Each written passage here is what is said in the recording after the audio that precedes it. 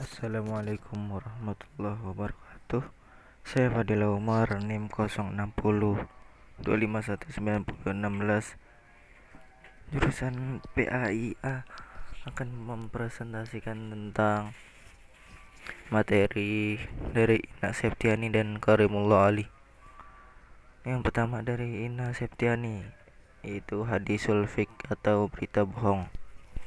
Latar belakang hadisul if berasal dari perang kaum muslimin yang dipimpin Rasul Shallallahu Alaihi Wasallam dengan suku Bani Mustalik pada bulan Sya'ban tahun 5 Hijriah. Perang ini dinamakan dengan Muraisi atau Marisi yang dimenangkan oleh Rasul Shallallahu Alaihi Wasallam. Hadis if tentang tuduhan zina yang dilakukan oleh Ummul Mukminin menjadi tonggak dalam mensikapi berita bohong atau hoax, bahwa pembuat dan menyebar berita bohong terkena had hukuman sebagaimana Abdullah bin Ubay bin Salul.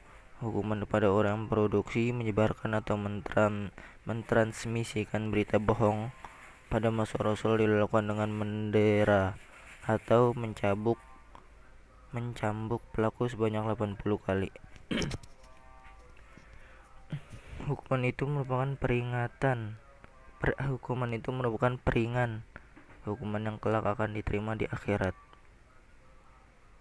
sebagaimana firman Allah surat An-Nur ayat 13, laula ja'u alaihi bi arba'ati syuhada'a fa idz lam ya'tu bisyuhada'i fa ulaika indallahi humul kadzibun, yang artinya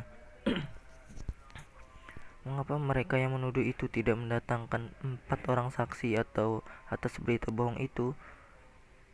Oleh karena mereka tidak mendatangkan saksi-saksi, maka mereka itulah pada sisi Allah orang-orang yang dusta.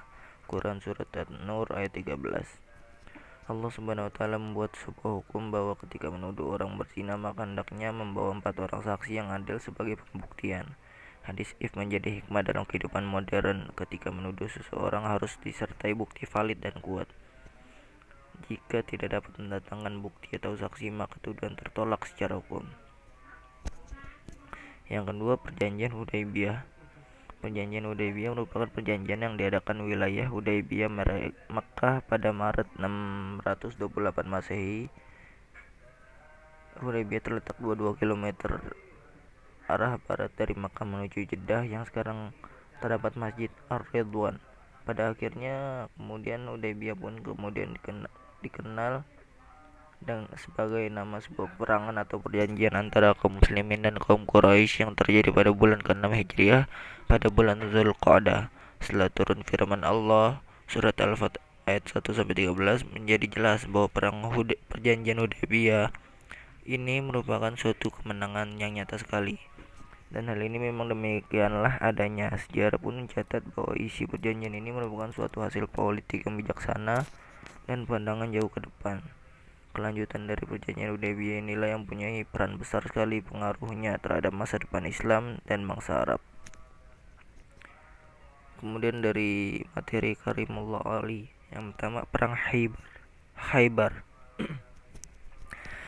Latar belakang perang Khaybar, karena Khaybar merupakan kandang konspirasi dan pengkhianatan, pangkalan militer, sumber permusuhan dan pemicu peperangan, maka tidak mengherankan jika Khaybar menjadi sasaran pertama yang dilirik orang muslim. Maka di akhir Muharram tahun 7 Hijriah berangkatlah Rasulullah ke Khaybar. Ketika Rasulullah hendak berangkat ke Khaybar, beliau mengumumkan bahwa tidak boleh ikut bersama beliau kecuali orang yang benar-benar mau berjihad. Maka yang turut berangkat bersama beliau hanyalah orang-orang yang ikut dalam perjanjian Baitur Ridwan yang berjumlah sekitar 1.400 orang. Hasil dari penaklukan Khaybar, kaum muslimin mendapatkan ghanimah yang sangat berlimpah. Di antara hasilnya pula adalah Rasulullah menikahi seorang putri tokoh terkemuka Yahudi, yaitu Sofiyah binti Huyai, yang ditawan pasukan muslimin setelah dia bersedia masuk Islam. Selanjutnya perang Mu'tah. Perang ini disebabkan karena dibunuhnya utusan Rasul, yaitu Al-Harith bin Umair, yang dikirim untuk menyampaikan surat kepada pimpinan Busra. Pengaruh perang Mu'tah sangat besar sekali bagi kemuliaan kaum muslimin, karena setelah itu bangsa Arab sangat takjub dengan pasukan kaum muslimin yang dapat selamat dari pasukan Romawi yang terkenal kuat dan berjumlah sangat besar hingga dapat kembali ke Madinah tanpa kerugian berarti. Kenyataan ini semakin menguatkan bahwa orang-orang muslim adalah sebuah gambaran tersendiri, tidak seperti yang dikenal bangsa Arab selama itu. Hal tersebut semakin menguatkan kebenaran yang dibawa oleh Rasulullah. Karena itu suku-suku yang selama ini memusuhi Islam mulai condong kepada Islam dan akhirnya masuk Islam seperti Bani Sulaim, Asja, Gadfan, Gadhafan, Fazarah, Zubian dan lain-lain.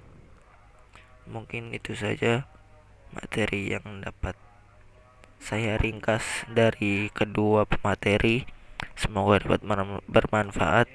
Semoga Allah Subhanahu wa taala memberkati kita semua dan semoga Allah Subhanahu wa taala memberkati negara kesatuan Republik Indonesia. Kurang lebihnya mohon maaf. Wassalamualaikum warahmatullahi wabarakatuh.